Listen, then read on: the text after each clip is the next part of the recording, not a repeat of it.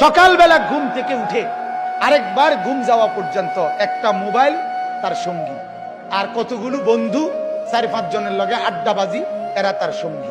Error লগে একবার খারাইয়া মুতে, একবার বৈশা মুতে, একবার মোবাইল চায়, একবার নর্তকী দেখে, একবার নাচ দেখে, একবার কানের মধ্যে ইয়ারফোন লাগাইয়া গান শুনে, একবার মাইয়া দেখলে এটার পিছে পিছে হাঁটে, আরেকবার বেডি দেখলে এটার পিছে পিছে হাঁটে, একবার অসভ্য কথাবার্তা একজন আরেকজনের মধ্যে আলাপ সালাপ করে, আবার কতক্ষণ গেমস খেলে, আবার কতক্ষণ কি আপনার এই মোটরসাইকেল ফাইলে মোটরসাইকেল চালায়, হ্যাঁ, চিৎকার হই হুল্লোর।